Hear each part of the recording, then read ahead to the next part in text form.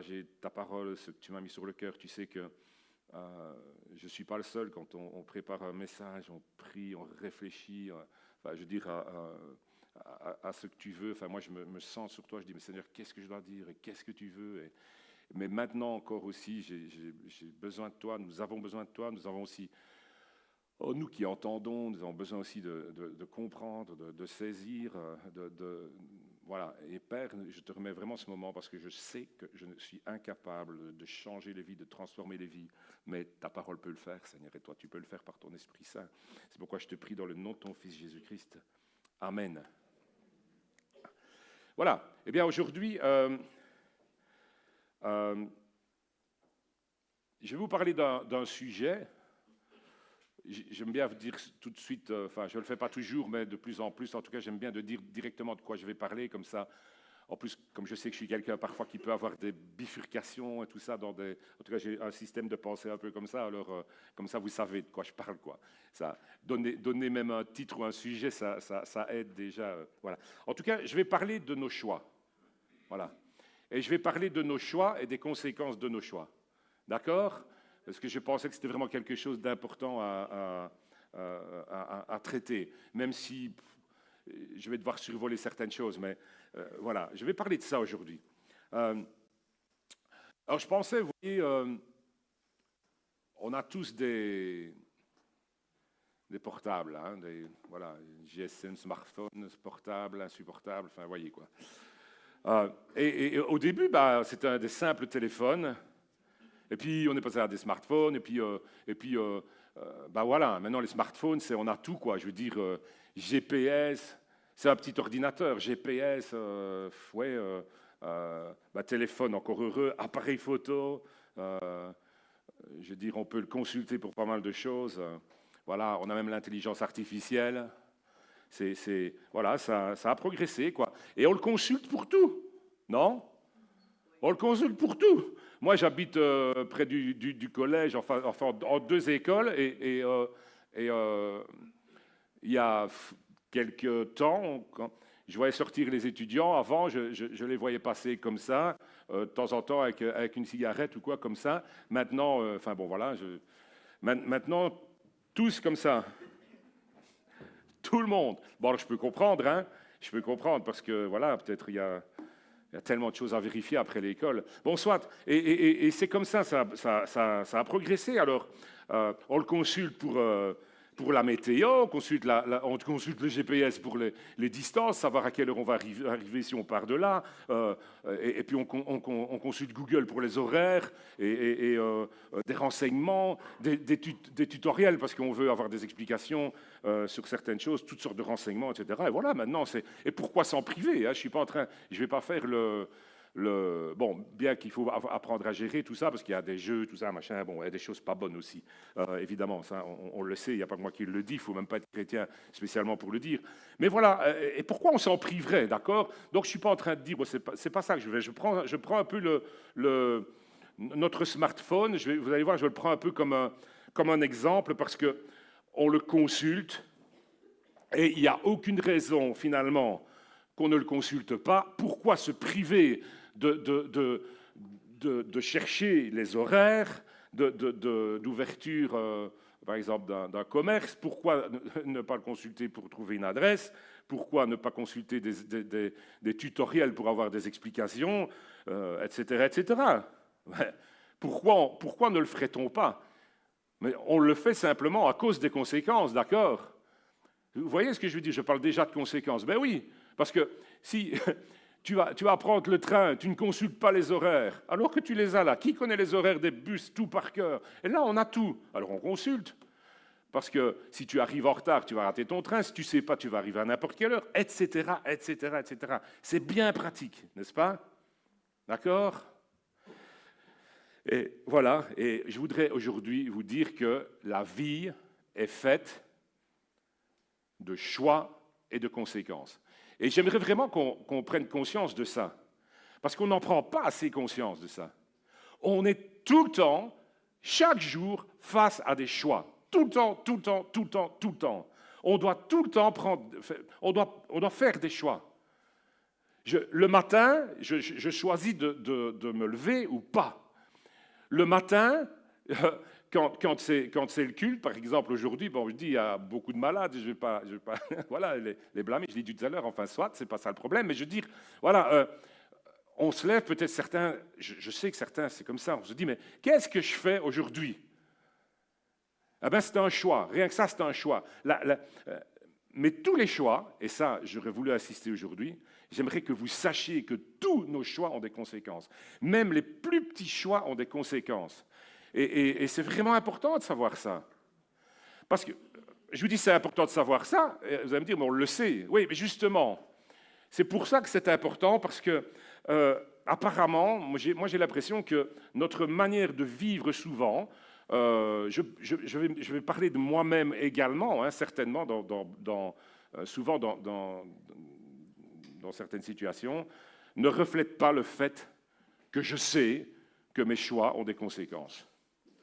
Alors, je ne vous incite pas aujourd'hui à être déstressé de la vie, hein, c'est pas ça, mais à savoir que nos choix ont des conséquences. Et c'est vraiment important. Je ne sais pas comment vous le dire, en fait, pour qu'aujourd'hui vous puissiez vous dire, mais c'est vrai, je ne réalisais pas assez ça. Alors je suis là en train de dire, mais comment je vais pouvoir le faire passer? J'en sais trop rien, mais j'espère que ça va passer. Alors vous savez, nous sommes tous libres de nos décisions, et Dieu aussi nous laisse libres. Nous sommes libres. Dieu nous a laissé le libre arbitre. Nous sommes libres de toutes les décisions que nous prenons. Mais personne n'est libre des conséquences de ces décisions.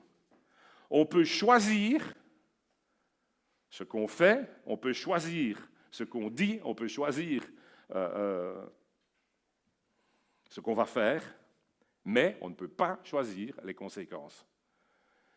Et ça, c'est important. Je vais demander si tu veux bien afficher un verset, Owen, c'est dans Galates chapitre 6, le verset 7, et où on voit que Dieu, il nous parle de ça, il nous avertit là-dessus. Bon, il y a beaucoup de versets, vous savez, qui parlent de ces choses-là.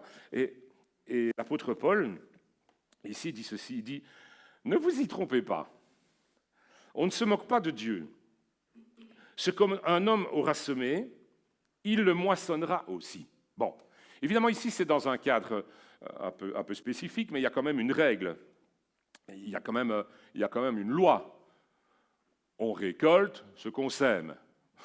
C'est pas compliqué, et c'est logique. Si tu sèmes, voilà, on peut prendre plein d'exemples. Hein. Est-ce qu'il y a besoin de prendre un exemple? Si tu sèmes tel légume, tu vas pas récolter un autre. D'accord? Si tu sèmes des fleurs, tu vas pas récolter des haricots. Quoi. Enfin, je veux dire, c'est vraiment, enfin, bon, c'est un principe vraiment très simple. Hein.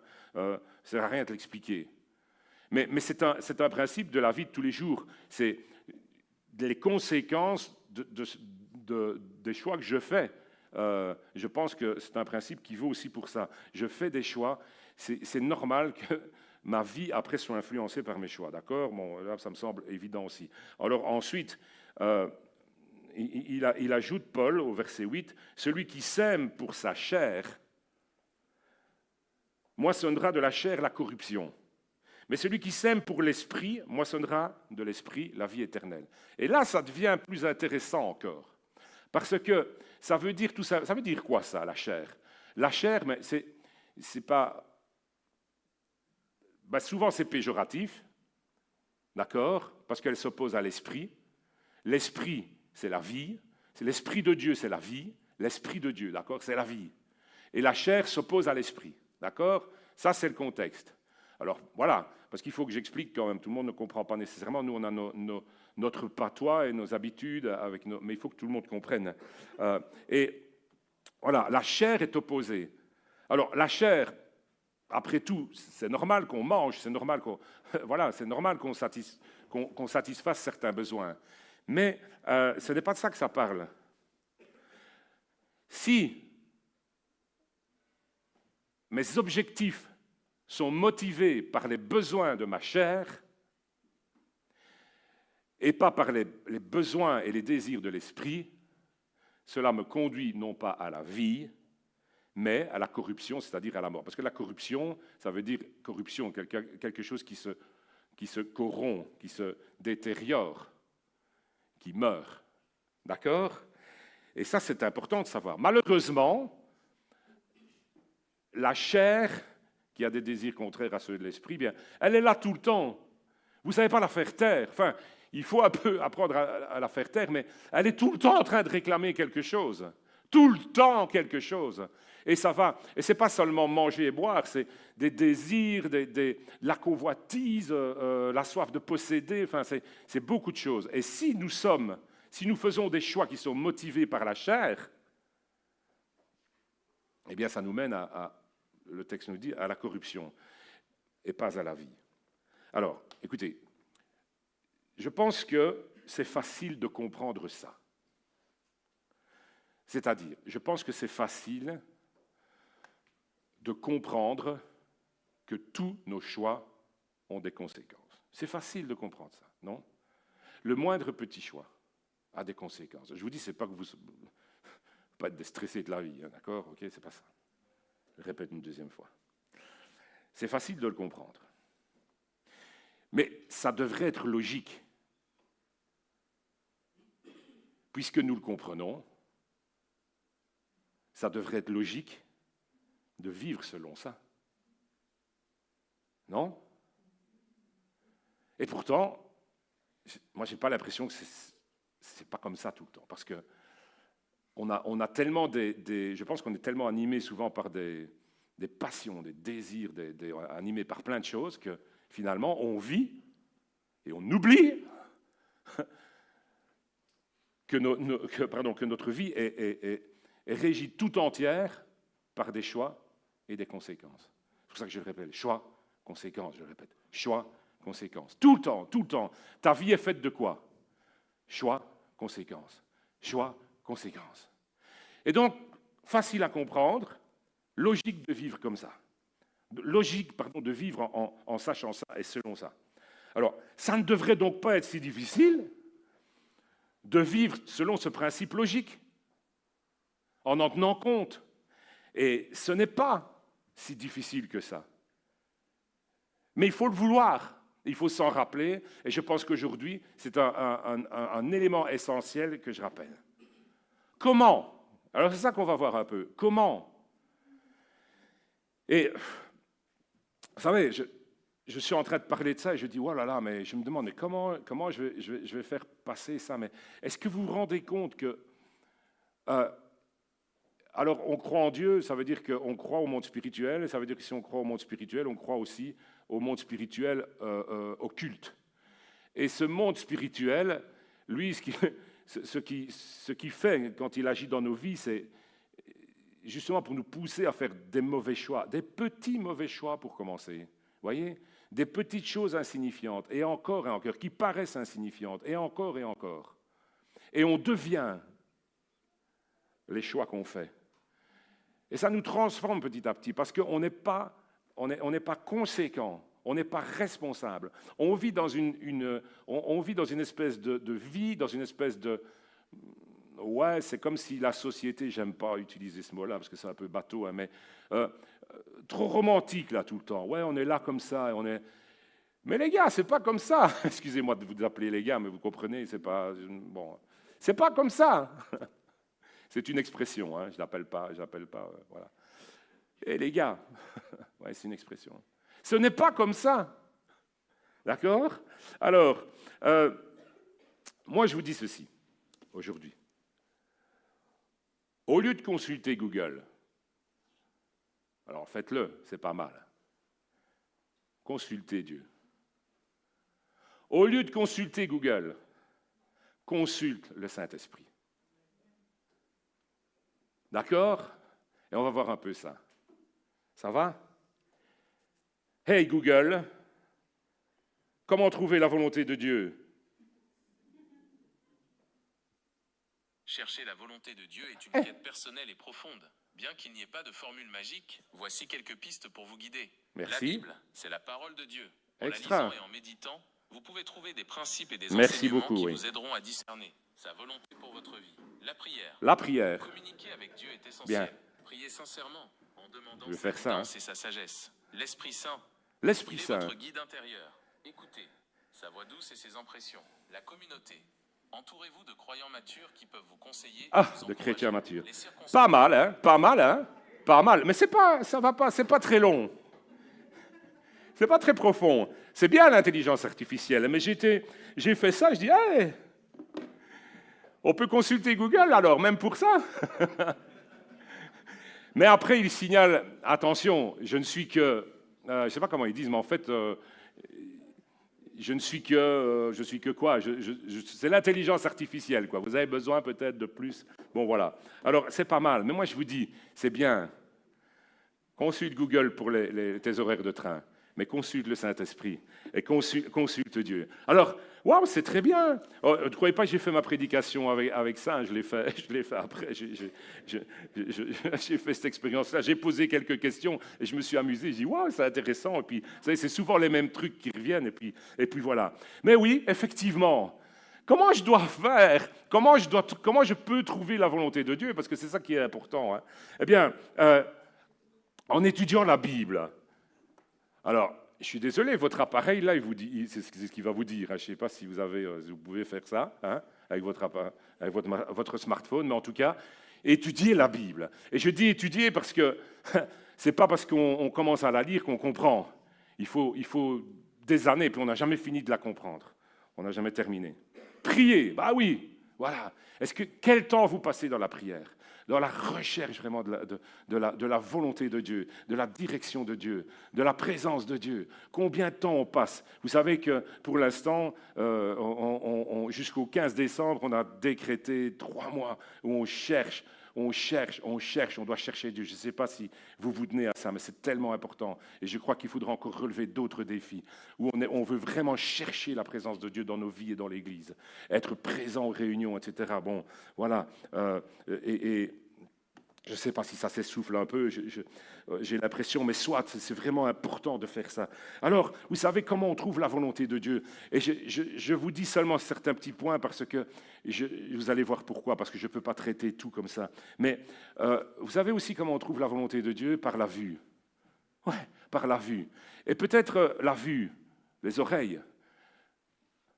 Alors, j'ai dit comment ça? Oui, peut-être plus précisément, par l'intelligence que Dieu t'a donnée.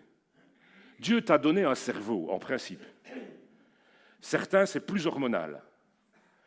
Je n'ai pas dit les femmes, parce que d'habitude, je suis un peu méchant, je taquine ça. C'est tout le monde, parce que franchement, je le pense. Hein. Certains, c'est plus hormonal que d'autres. Mais le Seigneur t'a donné un cerveau. Mais sers-toi-en. On demande des réponses à Dieu, on prie, on attend des visions, des prophéties, voire l'ange Gabriel, mais il ne te l'enverra pas. Parce que le Seigneur te dit, mais je t'ai donné des yeux, tu vois, et tu ne veux pas voir. Tu sais, tu ne veux pas savoir. Tu sais, tu connais les conséquences de ce que tu fais, mais tu vas encore le faire. Vous savez la définition de la folie? Enfin, en tout cas, quelqu'un, je ne sais pas qui, a donné cette définition, il me semble que je l'ai vu souvent, en tout cas. Refaire la même chose avec les mêmes ingrédients en croyant qu'on va avoir des résultats différents. Voilà la définition de la folie. Mais nous sommes tous fous un peu parfois, parce qu'on fait des choses, on connaît les conséquences et on pleure quand les conséquences sont là. Mais ce n'est pas logique. Vous voyez ce que je veux dire? Alors, oui, je te rappelle aujourd'hui que Dieu parle d'abord avec l'intelligence qu'il t'a donnée et ta conscience aussi. Dieu, il parle à ta conscience. Mais quand tu fais taire ta conscience, quand tu raisonnes avec ton intelligence qui essaie de défendre ta chair, qui a faim, qui a soif, qui désire, qui convoite, ben, tu n'entends pas. Mais c'est parce que tu ne veux pas entendre. Comment Dieu parle aussi? Eh bien, l'Église. L'Église est là pour ça. L'Église, c'est le lieu. Et attention, ce n'est pas un lieu, l'Église. Mais je dis le lieu parce qu'il faut bien qu'on se retrouve à un endroit. On pourrait appeler ça, peut-être qu'un jour on va acheter un intermarché, parce qu'on dirait qu'il y a beaucoup d'églises qui ont acheté des intermarchés pour agrandir. Enfin, je sais que ça... Voilà, soit. Bon, nous, si c'est un match, c'est pareil, hein, mais parce que quand l'église grandit, voilà. Alors, ben voilà, on dira, on se retrouve à l'intermarché. Parce que, hop là, bon, désolé. Alors... Ce n'est pas le lieu l'important, mais l'important, c'est l'Église, c'est-à-dire le corps du Christ. Nous sommes membres les uns des autres. Jésus, bon, je n'ai pas le temps de faire ça vaudrait la peine, mais ici, ce n'est pas une étude biblique. Jésus a institué l'Église comme son corps, dont il dit qu'elle est l'épouse, que lui est l'époux, que l'épouse attend l'époux, que le corps du Christ, nous sommes membres les uns des autres, attend vraiment avec impatience l'époux. L'époux, c'est Jésus-Christ, c'est la tête. Dans cette Église, il y a tous ces textes qui parlent de l'amour que le Saint-Esprit met place dans l'Église. L'amour, les dons de l'Esprit, des dons qui peuvent être des dons surnaturels, les ministères, un don d'exhortation, d'encouragement, d'enseignement, de ceci, l'Église. Et ça aussi, c'est un outil pour connaître et pour comprendre la volonté de Dieu. Même Google le dit, vous avez entendu? Dit les croyants matures, etc. Je ne sais pas comment il a dit qui peuvent vous encadrer. Alors, moi je vais quand même dire deux choses là-dessus. Je vais juste parler rapidement de deux petits points. Et vraiment, vous allez voir où je veux en venir. Et vous allez voir pourquoi il y a certaines choses que je ne peux que survoler. Parce que je suis sûr que ça va engendrer des questions. Oui, mais comment je peux faire pour ceci, cela? Je ne peux pas répondre à tout en un jour comme ça. Je vais vous parler des obstacles pour trouver la volonté de Dieu. Et je vais vous parler un petit peu en pratique. Les obstacles pour trouver la volonté de Dieu, il y en a plusieurs. Il y a évidemment la tentation. La tentation, tout simplement. C'est bien aujourd'hui, je vous le rappelle, tout simplement, il y a ça, il y a ça, il y a ça. Peut-être ça va un petit mot, peut-être ce mot-là, la tentation, va vous toucher. Vous allez dire, oui, c'est vrai, ok, c'est juste. Vous réfléchissez simplement. C'est juste. Je sais que mes choix ont des conséquences. Je sais que mes petites décisions... Écoutez, vous voyez, je vous ai parlé de l'Église. Mais cette petite décision qui revient sans cesse de dire, oui, je ne vais peut-être pas y aller demain, j'irai dimanche prochain, parce que ceci, mais ça a des conséquences. Et j'ai toujours été, pendant des années, j'ai toujours été quelque part mal à l'aise, où je n'ai pas osé dire ça, mais je ne m'en rendais pas compte. Parce que j'avais l'impression que si je disais aux gens d'être à l'Église, d'être fidèle à l'Église, on va dire, bah ouais, c'est normal, le pasteur, c'est ce qu'il veut. C'est comme le curé veut que son Église soit remplie. Mais ce n'est pas vrai, ce n'est pas pour ça. Ou peut-être, je me dis, on va assimiler ça au catholicisme, où apparemment, d'après ce que j'entends, en tout cas, on disait, écoutez, il faut aller à l'Église parce que... voilà quoi, c'est un péché de ne pas aller à l'église. On y va, on fait acte de présence. Mais ce n'est pas ça.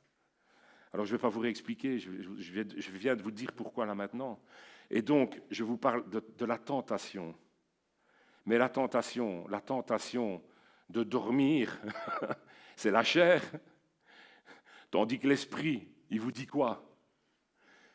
Consultez Google, mais consultez le Saint-Esprit. Il vous dit quoi le Saint-Esprit ce matin? Ta conscience avec l'aide du Saint-Esprit, hein, pas la conscience qui accuse, la conscience qui tire vers le haut. Elle te dit quoi? Ta raison, avec l'aide de Dieu, elle te dit quoi? Est-ce que tu consultes?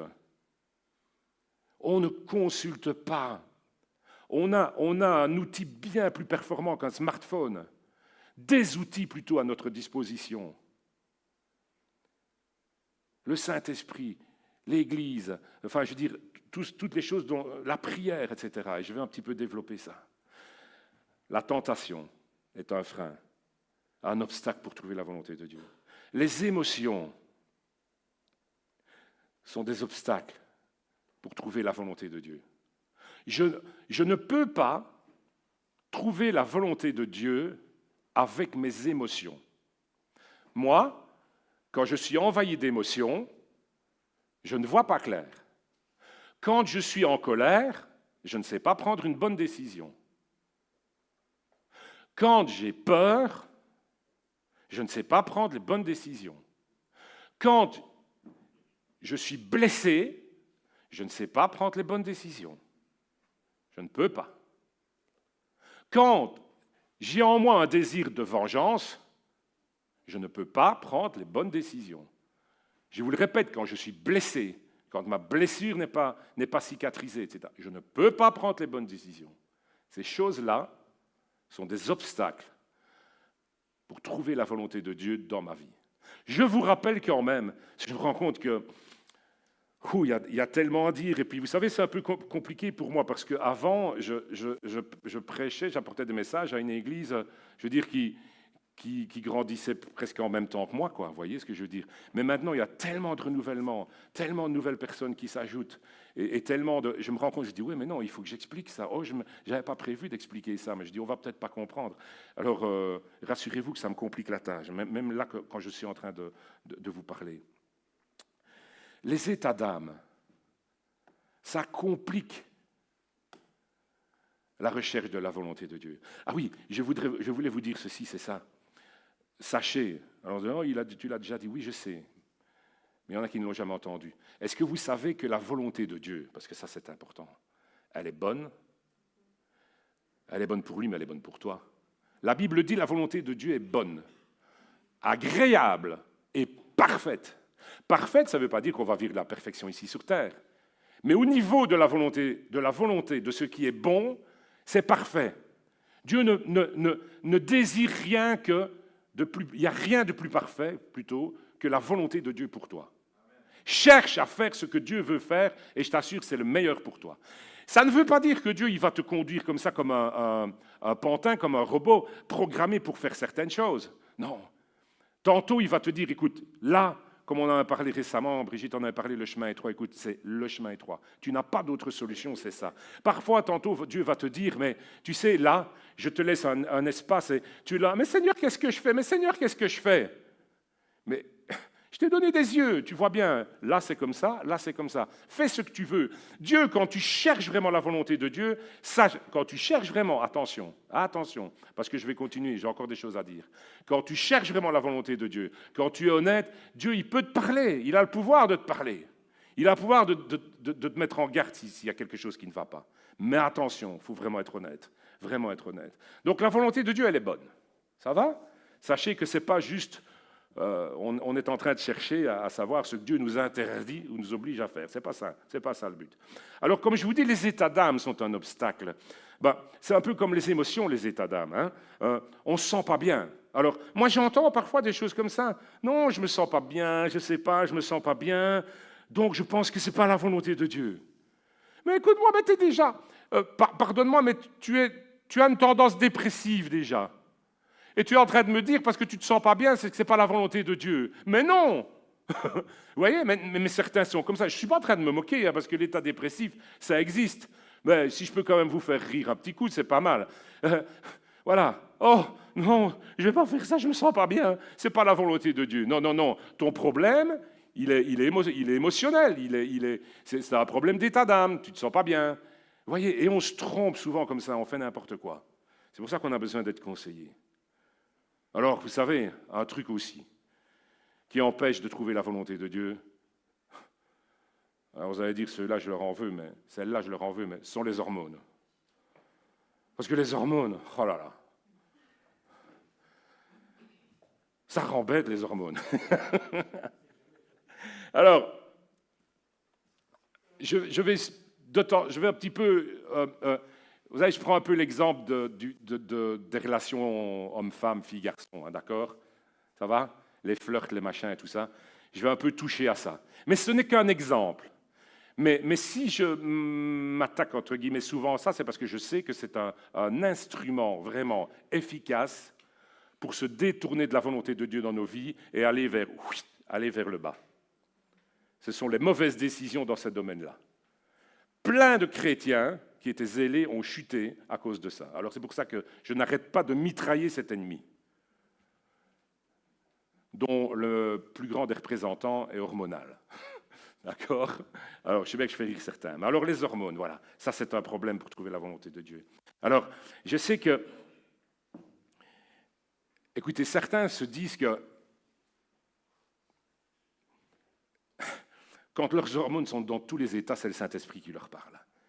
Parce qu'ils sont tellement amoureux, en pleine extase, ils disent, ça, c'est le Saint-Esprit. Ça, c'est le Saint-Esprit parce que je n'ai jamais vécu quelque chose comme ça. Je n'ai jamais ressenti quelque chose comme ça. Alors moi, je vous pose seulement la question. Et ceux qui n'ont pas le Saint-Esprit, qui ne sont pas chrétiens alors? C'est qui leur parle là? Ceux qui sont en train de ressentir là, leur extase, leur truc, on ne m'a jamais dit ça, on ne m'a jamais compris comme ça, j'ai jamais ressenti ça. Écoutez, intéressez-vous un peu, faites « Hey Google », explique-moi un peu les hormones de l'amour. Attention, parce que celui-là, il va me répondre. Les hormones de l'amour, c'est un peu comme une recette magique Ok. qui nous fait... Désolé, ce n'était pas prévu ça. Un peu comme une recette magique, qu'est-ce qu'il allait me dire? Bon, alors, c'est vraiment un problème dans la vie du chrétien et dans nos choix, c'est de croire que tout ce que nous ressentons vient de Dieu et vient du Saint-Esprit, parce que ce n'est pas vrai. Écoutez, je sens une telle alchimie, etc., etc. Oui, c'est vrai, tu ressens ça. Comme Samson et Dalila. Samson aussi ressentait ça. Il faudra que je vous reparle un petit peu de Samson. À chaque fois, même recette, même résultat, trahison, mais il continue toujours à se tourner vers cette femme. Et puis je dirais même, comme toutes les personnes qui ont vécu des échecs dans leur couple, je ne blâme pas. Toutes les séparations, les divorces, etc., je ne blâme pas. Tellement de personnes voilà, vraiment, je ne juge pas, ce n'est pas ça que je veux dire. Mais ne croyez-vous pas que ces personnes qui ont vécu des échecs dans ce domaine-là ont aussi ressenti ce Saint-Esprit qui leur a parlé en disant « Regarde, tu ressens quelque chose que tu n'as jamais ressenti, c'est que c'est moi qui te parle. » Mais non, ce n'est pas Dieu qui parle. D'accord? Ça va? Alors, voilà, je sais que c'est bref, mais s'il y a des questions, je suis là. Mais après. Alors, il faut se méfier, vous voyez, des impressions, des sentiments, de toutes ces choses-là. Et pour ne pas s'illusionner, parce que ce n'est pas, surtout dans les choix affectifs. L'inexpérience aussi est un obstacle. L'inexpérience est un obstacle pour trouver la volonté de Dieu. Le manque de connaissance est un obstacle pour trouver la volonté de Dieu. Le manque de connaissance de Dieu et le manque de connaissance sur Dieu sont des obstacles pour trouver la volonté de Dieu dans nos vies. La négligence, tout simplement. La négligence. Alors qu'on a mieux qu'un GPS intégré avec le Saint-Esprit. Alors qu'on a mieux que les avis qu'on trouve sur Google avec l'Église et avec les ministères que Dieu y a placés. C'est dommage, d'accord? Alors, je voudrais juste passer au... Je vous avais dit que j'allais traiter deux petits points. Excusez-moi, aujourd'hui, j'ai tendance à être un peu bègue. Voilà. Alors, en pratique, j'aimerais vous dire quelques petites choses en pratique aujourd'hui. Parce que comment vous allez mettre tout ça en pratique? Comment quelqu'un, parce que je me préparais aussi à parler un peu aux nouveaux baptisés, mais aujourd'hui, il y en a beaucoup qui sont absents, qui étaient malades, qui m'avaient prévenu, etc. Et donc, là, j'avais pensé aux baptisés pour ça, mais ça ne concerne pas qu'eux. Comment un nouveau-né, parce qu'un nouveau-né, c'est-à-dire un nouveau-né spirituel, ce que Jésus a dit, d'accord, il faut que vous naissiez de nouveau. D'accord? La foi chrétienne, c'est une nouvelle naissance. Comment un nouveau-né va-t-il mettre en pratique toutes ces choses-là? La nouvelle naissance, vous savez, elle respecte, enfin cette nouvelle naissance qui est une naissance spirituelle, respecte des étapes de croissance, de connaissance, de capacité, de la même manière que la vie de tous les jours. Vous me comprenez? La nouvelle naissance, quand tu nais de nouveau spirituellement, tu dois apprendre à entendre, à comprendre de nouveaux langages, à parler, à lire, et à te développer. Et les capacités, elles vont en grandissant, les connaissances, elles vont en grandissant. Et ça, c'est important de savoir. Donc, c'est tout à fait normal, comme dans la vie normale, quoi, je veux dire comme ça va. Et ce que je voudrais vous dire par là aussi, c'est qu'on a besoin d'aide. Alors, je n'ai pas dit Vous avez besoin d'aide. Je n'ai pas dit seulement le nouveau-né a besoin d'aide, mais plus particulièrement, le nouveau-né a besoin d'aide. Un nouveau-né, mais vous voyez ce que c'est un nouveau-né, mais si on l'abandonne, si on le laisse livrer à lui-même, il meurt. Un nouveau-né a besoin de soins, d'accord? Mais on a tous besoin d'aide, d'accord? Ça va? Alors, je sais que certains parmi vous sont encore trop jeunes pour se servir du GPS. Alors, j'aime pas de comparer l'Esprit de Dieu à un GPS, mais on comprend l'image, évidemment, je ne le réduis pas à ça. Mais oui, vous avez le Saint-Esprit, mais vous avez besoin d'aide pour discerner, pour comprendre comment il parle, pour discerner quand c'est vous, quand c'est lui, etc., etc. Vous avez besoin d'aide. On a tous besoin d'aide, je le dis. Certains sont trop petits pour comprendre ce qu'ils lisent quand ils commencent seulement à lire. Peut-être qu'il sait déchiffrer quelques lettres, mais il ne sait pas encore comprendre la signification. C'est la même chose dans la vie chrétienne. Ça va? Et puis, il y en a tout simplement, pardonnez-moi, mais qui ne sont pas doués pour ça. On peut ne pas être très doué pour le français, je ne sais pas moi, pour la compréhension, tout simplement. Eh bien, certains chrétiens, parfois, ne sont pas très doués pour comprendre ce que Dieu leur dit, comment le Saint-Esprit parle, comment la parole de Dieu parle, etc. Ce n'est pas grave, parce qu'on n'est pas seul. Mais je voudrais vous le dire quand même. Parce que beaucoup trop de chrétiens croient pouvoir prendre des décisions seuls. Ils peuvent, hein, évidemment, vous êtes libres. Faire la volonté de Dieu, seul, sans consulter personne, sans aide ni conseil. Et franchement, je voudrais vous dire que c'est une erreur. Parce que l'Église est là pour ça. On entend parfois des réflexions du style bah, « Dieu a vraiment parlé à mon cœur. » Alors je sais qu'il le fait. Mais écoutez, voilà, tellement d'erreurs. Tellement d'erreurs. J'entends et je vois tellement d'erreurs. Je sais que Dieu parle au cœur. Mais peu de chrétiens sont suffisamment rigoureux avec leur conscience. Et puis il y en a trop qui confondent le cœur. Si on dit Dieu parle au cœur, alors un jour j'essaierai de vous l'expliquer ça. Comment Dieu parle au cœur. Oui, c'est vrai, Dieu parle au cœur. Mais certains confondent le cœur et les émotions. Surtout amoureuses, encore une fois. Mais il n'y a pas que celle-là. Le cœur, il sait se remettre en question, pas les émotions.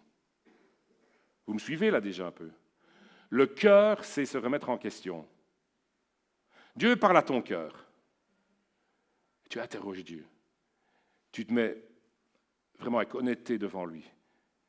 Tu essayes tu dois d'abord te débarrasser de toutes ces émotions, négatives, positives, tout. Enfin, essaye d'être neutre. Tu cherches la volonté de Dieu. Dieu parle à ton cœur. Mais ce ne sont pas des émotions. Il y a des émotions qui peuvent naître de ça. Mais Dieu parle à ton cœur. Il ne faut pas confondre avec les émotions. Je sais que c'est un sujet un peu vaste et je ne peux pas, encore une fois, je vous l'avais dit, hein, que j'allais beaucoup survoler des choses aujourd'hui. Alors, les émotions ne se remettent pas en question. Quand on est en colère, on a juste envie d'une seule chose. On a envie de se venger, par exemple, ou quoi. Alors comment tu peux dire Dieu veut ça? Il faut d'abord te débarrasser de ta colère. Et d'autres émotions, il faut t'en débarrasser, sinon tu ne sais pas voir clair. Certains disent parfois aussi, Dieu m'a parlé, j'ai vraiment la paix. Écoute, regardez-moi, tu viens de te shooter et tu dis que tu as la paix. Je vous choque? Tu viens de te shooter peut-être, alors je vais reprendre les histoires des hormones alors. Il y a un torrent d'hormones positives dans ton cerveau, dopamine, sérotonine, etc. Tu es bien et tu dis Dieu m'a donné la paix. Mais excusez-moi, mais c'est pas Dieu qui t'a donné la paix. C'est ce que tu viens de faire, la chimie de ton corps qui est en train de produire. Il faut être un peu intelligent. Et souvent, les chrétiens sont... Vous savez, il y a beaucoup de chrétiens, ils sont trop spirituels. Mais ce n'est pas spirituel du tout, justement. Ils sont trop mystiques. Et mystique, ça peut être un bon mot, hein, mais ce n'est pas mystique. Ils sont trop illuminés. Mais ça peut être un bon mot aussi à illuminer, parce que nous sommes la lumière du monde. Mais pas assez intelligents. Et moi, je demande toujours au Seigneur qu'il me donne l'intelligence spirituelle. Et l'apôtre Paul, je pense, en parle aussi. L'intelligence spirituelle. Demandez à Dieu qu'il vous donne l'intelligence spirituelle, le discernement. Soyez intelligents, s'il vous plaît. C'est ça quand la Bible dit aussi, soyez sobres, réfléchis, intelligents. Parce qu'on est parfois on a des comportements parfois très puérils. Nous, les chrétiens évangéliques, qui savons tout, avec leur grosse Bible sous le bras, à qui Dieu parle. Mais j'entends parfois, pardonnez-moi, mais je vous le dis vraiment de tout cœur, parce que je vous aime. C'est vrai, hein, vraiment. Hein. J'entends des âneries parfois. Et il y a des personnes, parfois, ils viennent me trouver et me dire, ils ne me demandent même pas conseil, bon, ça arrive de moins en moins, c'est bien. Ils ne me demandent même pas conseil, ils me disent, voilà, Dieu m'a dit que, et voilà, et voilà. Ok, mais tu sais que, ah oui, mais attends, tu vas comprendre. Je vais te passer un bouquin. Hein. Qu'est-ce que vous voulez qu'on fasse? Alors, j'ai quand même remarqué un truc quand j'ai lu, ça m'a marqué l'histoire de l'intelligence artificielle. J'ai vu que plus tard, un petit peu plus loin dans le texte, il disait « Vous pouvez consulter aussi, c'est intéressant de demander d'être suivi par un pasteur, etc. » Je dis « Ah tiens, ils vont un peu plus loin en disant « Voilà, on n'a pas tout dit, quoi. C'est bien, c'est finalement l'intelligence artificielle. » Et elle parle de ça, du pasteur qui peut vous aider à aller plus loin dans vos choix, dans vos décisions, etc. Et vous savez quoi, j'y tiens à ça. Alors, j'y tiens, et en même temps, ça peut me mettre un peu mal à l'aise. Alors, quand on dit le pasteur, je ne suis pas tout seul, il y a les anciens, il peut y avoir d'autres personnes. Mais d'autres personnes, je ne vais pas vous en faire la liste. Je voudrais simplement que vous vous rappeliez que tous, dans l'Église, ne sont pas qualifiés pour donner certains conseils. Et là, je sais que je dis quelque chose, mais je le dis. Tous ne sont pas qualifiés pour donner certains conseils dans l'Église. Parce que j'entends trop souvent des bêtises. Alors je dois le dire, on a une gentille Église, pleine d'amour, etc., etc. Mais j'entends trop souvent des bêtises. Alors, je sais qu'il n'y a pas que moi, et puis je peux me tromper en plus. Et aujourd'hui, je vous dis ça en me disant, tant pis, je vais me faire passer pour un orgueilleux, mais au moins je l'aurais dit, et j'aurais au moins averti que tous ne sont pas qualifiés pour donner des conseils. Et encore moins pour faire de la relation d'aide. Dans une église, il y a des personnes qui sont qualifiées et choisies pour faire la relation d'aide. Parce que j'entends trop des bêtises parfois. Il faudra aussi que je vous parle d'ailleurs du domaine prophétique, parce qu'on doit être accompagné dans ces choses-là, parce que j'ai entendu plusieurs fois des paroles qui me sont revenues qui ne venaient pas de Dieu. Donc, il faut demander, être accompagné.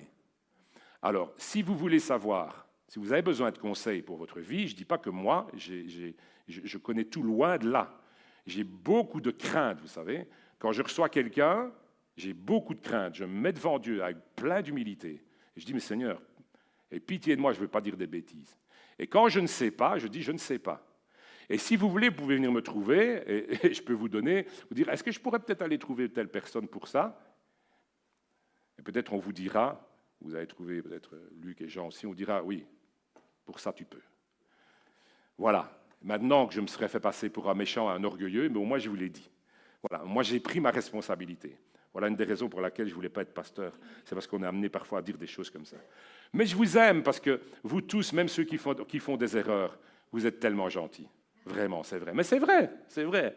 Voilà. Alors, vous savez, parce que des fois, dans les églises, il y a des gens qui aiment bien donner des conseils, mais ils aiment bien donner des conseils, mais parce qu'ils aiment bien être déconseillés, parce que finalement, ça leur donne un statut, mais ce n'est pas ça le but. Moi, je vous le dis, je ne sais pas tout, mais je vous aime. Quand quelqu'un vient, je vous assure, quand quelqu'un vient me parler, je vous aime vraiment. Et je veux uniquement la volonté de Dieu pour vous. Alors, je peux me tromper, hein, mais voilà. Bon, je l'aurais dit. Pour moi, c'était le truc dur à vous faire avaler. Mais je vous l'ai dit quand même. Alors, il y a un proverbe. Le proverbe 14, verset 16 dit ceci. Le sage, et puis j'arrive tout doucement à la fin, le sage a de la retenue et se détourne du mal, mais l'insensé est arrogant et plein de sécurité. Donc, qu'est-ce qu'il dit ce proverbe-là? Il dit que celui qui est sage, il a de la retenue. Vous voyez ce comportement-là? Le sage, il a de la retenue, quoi. Il ne se précipite pas. Mais l'insensé, et c'est ça que vous ne devez pas être. L'insensé, il est arrogant et plein de sécurité. Oh, moi, Dieu m'a parlé. Moi, Dieu je n'ai pas besoin de consulter qui que ce soit. Dieu m'a parlé, j'ai la paix de toute façon. Ok, ça va. Dieu appelle ça de l'arrogance. Vous voyez? Dieu appelle ça de l'arrogance. Surtout envers lui. Il y a un autre texte dans Ésaïe chapitre 5, verset 21, qui dit ceci, malheur, oh là, le texte qui commence comme ça, mais vous allez comprendre, malheur à ceux qui sont sages à leurs propres yeux et qui se croient intelligents. Waouh! Malheur à ceux qui se croient sages à leurs propres yeux. Alors, quand il y a une parole comme ça, il faut la comprendre, parce que vous voyez encore la façon de comprendre et de lire la Bible. Quand la Bible dit malheur à celui qui, c'est pas que Dieu dit si tu fais ça, je vais t'envoyer le malheur et je vais mais non, et je vais t'envoyer un fléau, c'est pas ça. C'est juste une constatation, vous voyez. En fait Dieu dit ceci, si jamais tu te crois sage à tes propres yeux, si tu te considères comme intelligent, que tu n'as pas besoin de conseils, entre autres, etc., tu te diriges vers des mauvaises choses, vers le malheur. C'est ça que ça veut dire, rien d'autre. Dieu n'est pas un Dieu qui prononce le malheur sur nous, pas du tout. Je vous dis encore une petite chose, ce n'est pas mon jour aujourd'hui. Hein. Je vous ai demandé si vous alliez bien, j'espère que vous avez mieux dormi que moi en tout cas. Alors, si vous saviez, quand on a des dialogues comme ça avec des chrétiens, quand des chrétiens viennent me trouver avec beaucoup d'humilité, que moi-même, je dois être rempli aussi, je dois être aussi rempli d'humilité. Mais si vous saviez comme c'est efficace, comme il y a des rapides progrès, quand nous avons cette attitude d'humilité devant Dieu. Dieu fait des choses, il change des choses, il apporte des réponses. Et on travaille ensemble.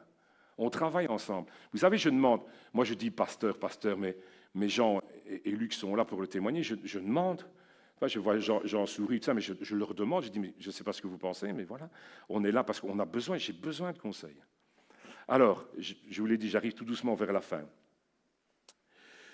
Si personne ne peut se passer, vous savez, on a tous été à l'école, en tout cas je l'espère. Alors, si personne ne peut se passer de l'école, et des professeurs, parce qu'une école sans professeur, ce n'est pas une école, eh bien, Dieu a institué l'Église aussi de la même façon. Ça fonctionne là aussi comme ça. Vous voyez? Alors, moi, je me pose une question. Pourquoi a-t-on tant d'humilité devant les horaires des bus et on n'en a pas devant la volonté de Dieu qu'on cherche? Pourquoi? On a de l'humilité devant les horaires des bus parce qu'on ne les connaît pas. Alors on se renseigne. Mais on n'a pas d'humilité devant la volonté de Dieu parce qu'on croit la savoir. Et ça, c'est l'orgueil du chrétien. Le Saint-Esprit dans ton cœur, la grosse Bible sous le bras. Mais lis ta Bible, c'est pas ce qu'elle dit. Vous comprenez? J'espère que ça rentre, j'espère que vous comprenez quelque chose aujourd'hui. Voilà. Vous croyez qu'une minute de différence pour les horaires, ça n'a pas d'importance? Vous savez très bien que ça a de l'importance. C'est pour ça que vous consultez sur votre smartphone les horaires des bus et des trains. Parce que vous savez qu'une minute, ça a de l'importance. Hein? Même si on va parler des retards, etc. Bon, ça, c'est autre chose. Voilà. Mais non. Alors, on se dit dans la vie de tous les jours, c'est pas grave, je vais gérer. Est-ce que pour ton bus, tu dis, je vais gérer? Quand c'est le dernier et que tu risques de le rater, tu dis, oh, je vais gérer? Voilà. Les petits choix anodins, le petit verre qu'on prend, et pas le deuxième, je sais que c'est bateau, c'est très caricatural. D'accord? Mais n'empêche, c'est vrai. Alors, on finit par quelques versets.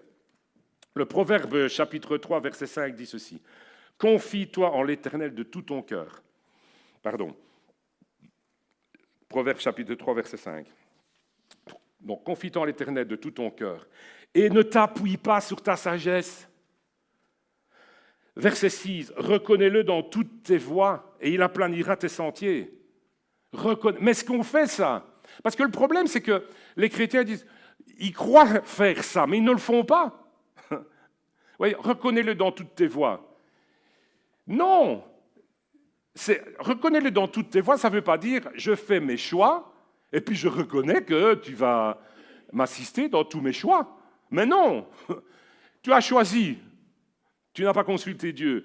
Tu sais que tu as bien plus, pardon, voilà, je ne trouvais pas le mot tout simplement parce que je me dis, c'est Dieu, quoi. Tu as bien plus qu'un smartphone, mais tu ne consultes pas. Et puis alors après, tu dis, mais oh, je reconnais. Non, tu ne reconnais pas, tu reconnais pas Dieu dans toutes tes voies. Ce n'est pas ça, reconnaître Dieu dans toutes ses voies. Je vais vous l'expliquer, je ne vais pas le refaire. Reconnais-le dans toutes tes voies et il aplanira tes sentiers. Est-ce que tu veux le faire, ça? Ne sois pas sage, le verset 7, ne sois pas sage à tes propres yeux. Mais trop de chrétiens sont sages à leurs propres yeux. C'est fatigant, je vous assure. Et vous savez, Christophe, qui est venu, donc qui a ce ministère de prophétie, avait dit, vous savez, votre pasteur, il prie pour avoir des gens normaux. Et je dis, mais comment c'est ça, lui? Je n'ai jamais dit ça à personne, parce qu'effectivement, c'est ma prière. Et vous savez, pour moi, ce que ça veut dire, des gens normaux, mais c'est ça. C'est ça. Des gens qui sont humbles, qui ne croient pas tout savoir. Alors évidemment, moi, aujourd'hui, vous allez dire, je me la pète parce que je me joue le pasteur. Non, pas du tout, c'est pas ça.